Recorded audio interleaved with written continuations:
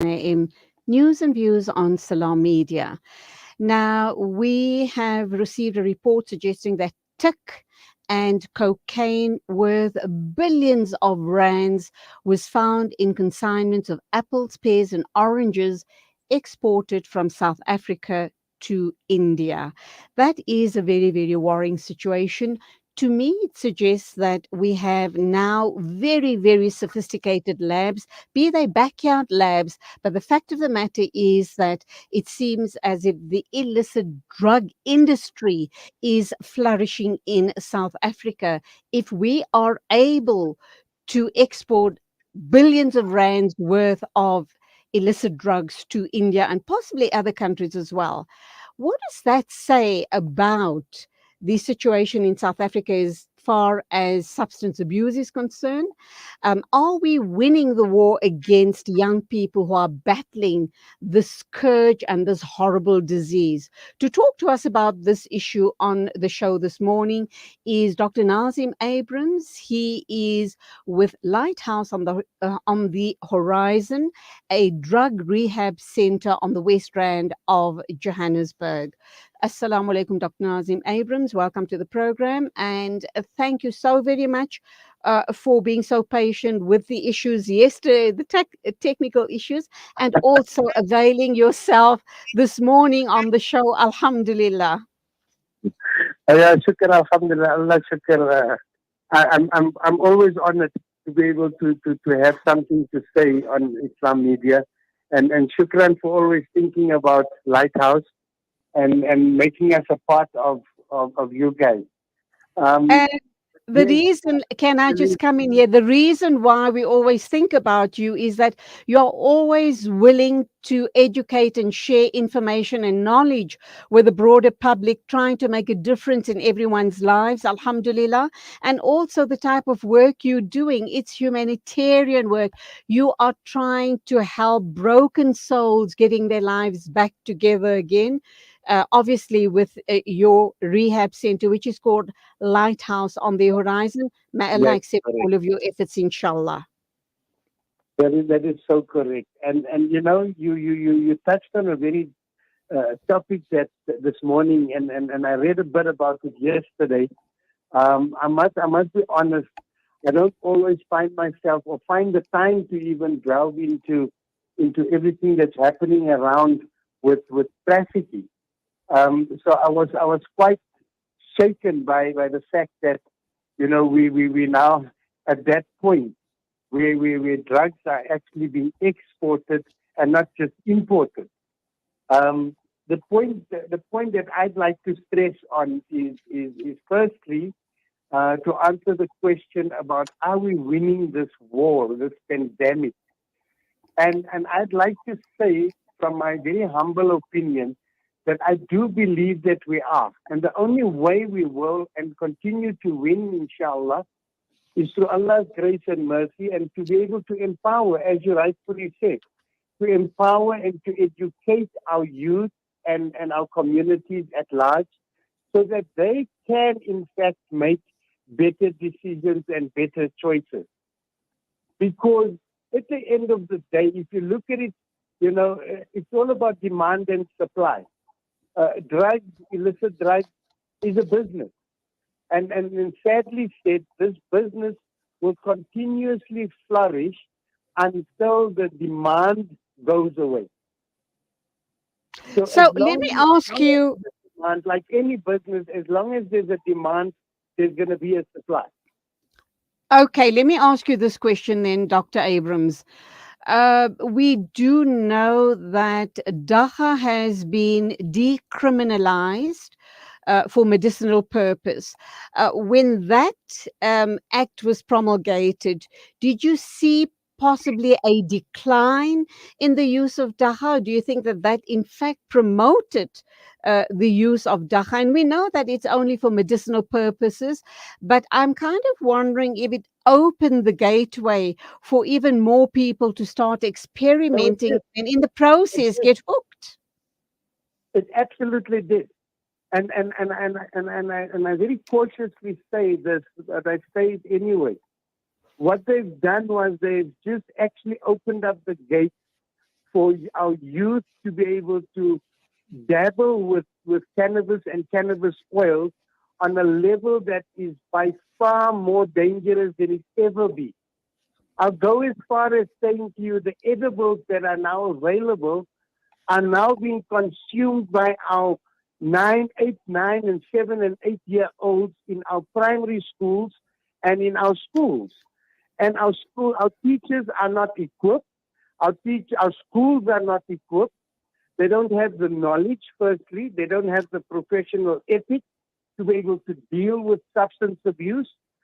And what the government has done when they did this, without realizing or thinking this thing through, is that they have just opened those gates up so widely that it is enhanced the problem by a huge percentage. So now we're sitting with an influx of kids from the ages of, like I say, 5, even 6, 7, 8, 9, 10, and up, that is now dabbling with edibles of cannabis, made with cannabis oils and that type of thing. So we're having a huge problem. We're having a very, very huge problem.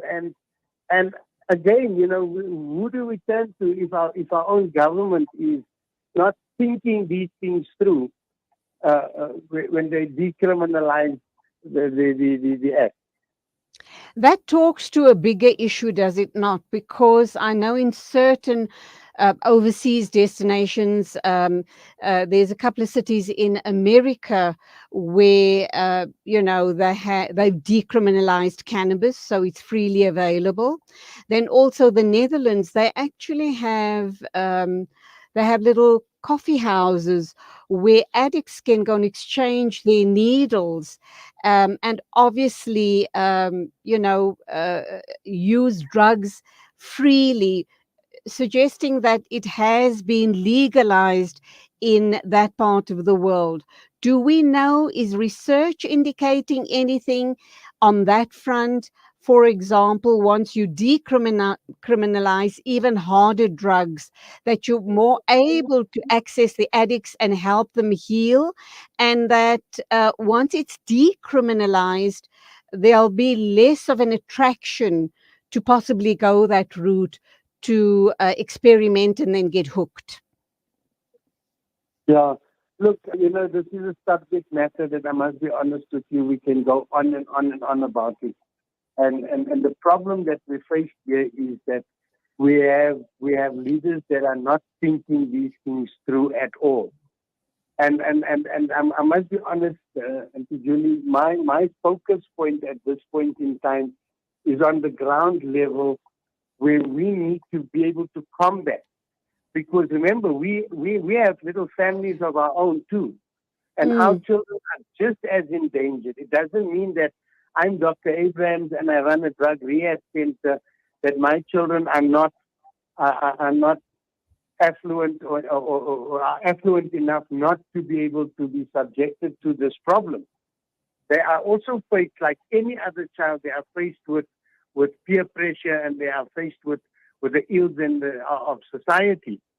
So my focus point is really here on the ground, where we're fighting the scourge and battling and dabbling with ideas and with methods that are working thus far, alhamdulillah, but the worry is, as you say, it's just getting bigger and bigger and by far more, because, and it comes back to what I said earlier, these things are being decriminalized because there's fundamentally a huge amount of money is involved. Phenomenal amounts of money are involved. So they, I speak under correction, but if you think about it, they're decriminalizing these things because now they can get tax on it. They can get paid tax on it. They're using the thinking of they would be able to have more of a control over it, which is a lie, a total lie. There's no way they're going to have any kind of control over it. Just like with cigarettes in the beginning, they had absolutely no control until many years later. and the amount of damage that was caused by then was phenomenal. And that's exactly what we're faced with here right now, in my very humble opinion. But I think what is of more relevant and more important is for us to keep our eyes on the ball and be more focused with what is happening on the ground level with our own communities and society in itself.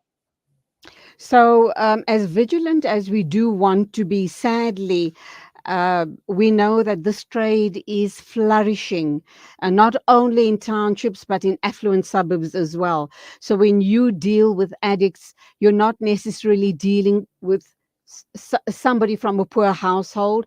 More than likely, you're dealing with people from affluent homes. Be that as it may, Absolutely. I'm kind of wondering how we can get this very, very strong message across to the larger public that when our children start dabbling in drugs and become addicted, this trade is so nefarious. It's linked into human trafficking, it's linked into Yes, prostitution, it's linked into illicit yes, drugs.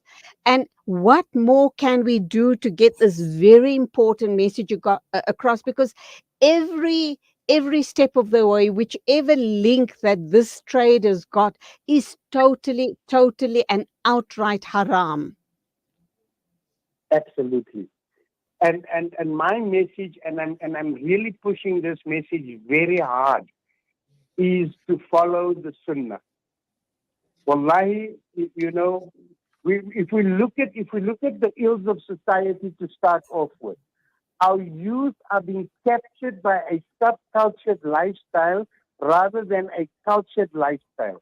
A cultural lifestyle is a lifestyle of good with healthy rituals and good and nothing but good. That in itself is the Sunnah. We should we should make sure we should force even to the point that our children must live a cultural lifestyle. How do we do that? We need to make certain that we don't allow our children to dwell into a subcultural lifestyle. So we monitor the media, for example. We monitor their clothing, the type of clothing, the type of cultural aspects that they chase after. When we talk about media, we talk about music, we talk about various aspects and tools, field tools like TikTok and all of those things that is being used that can be used for positive stuff instead of negative stuff. I think that's the message we need to really send to our leaders, and that's the message our leaders need to push out. And for the more affluent families, those who have great influence around in different societies and communities, they need to understand that they might, excuse me, they might be able to see a way of making huge amounts of money through selling these brand names and these subcultural, unethical dress wear and all sorts of stuff that they're making money with. But they must realize somewhere in their hearts and in their minds that this is exactly the gateway that is driving our youth to developing a false frame of mind and a faulty belief system.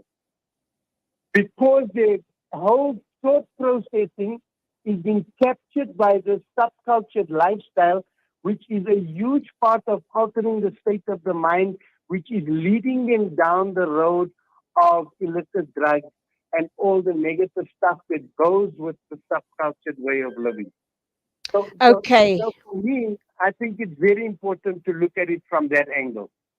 Nazim, we've run out of time, but I'd like you to tell us very quickly a little bit about Lighthouse on the Horizon, how long you've been in operation, and alhamdulillah, that you are in fact helping heal our ummah through Lighthouse on the Horizon.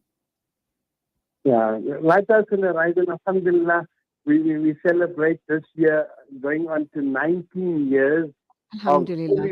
fully functional and up to date if we look at our stats, have made a difference in over 3,000 families, Alhamdulillah.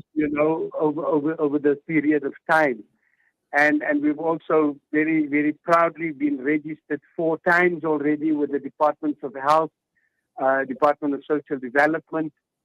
And yes, we certainly have been making a huge difference in all communities, in all different cultures, in all different races. And I must say, alhamdulillah, we've also proudly making a huge difference amongst our Muslim families. We have had a phenomenal Ramadan last year, where yes, it's sad to know that the treatment centers are full, but we also have to look at it from a positive aspect, where at least people are not in denial anymore. People are searching for help. People are making a difference, and people are changing. And alhamdulillah, like I say, we're definitely making a difference. Okay, very quickly, Dr. Abrams, how long do you expect a patient to spend at your clinic? And do you follow, what sort of program treatment do you follow? Is the 12 steps part So of it? we follow the therapeutic community program. So it's really both based on family milieu concept, family values, morals, and ethics. So we really do focus on attitudinal and behavioral disorders, which result in a character disorder. That is our real focus point. We do run a very intense natural purification process by high dosages of vitamins, sauna treatments, and a particular acupuncture protocol, which bring the body's chemically imbalanced state back to a chemically balanced state. And we're looking at about 8 weeks primary care. If successful, then moving on into integration, and from there then moving on into aftercare maintenance. And each sector has its own individualized treatment plan derived for the individual patient to suit the individual patient's needs. But I must say, long-term treatment has always shown a lot more successful, particularly if you've been using for many years. And that's where we leave it. May you continue touching lives in a positive way, inshallah. May Allah heal this ummah. And we just make lots and lots of dua. Thank you for being with us on the show this morning. Allah accept all your efforts, inshallah. Jazakallah khair. Always a pleasure. Shukran, Auntie Julie. Assalamu alaikum to you. It is 9:05. In a minute, we will be joined by our news correspondent, and that's you, Zai Jadwat, with the news bulletin of the day.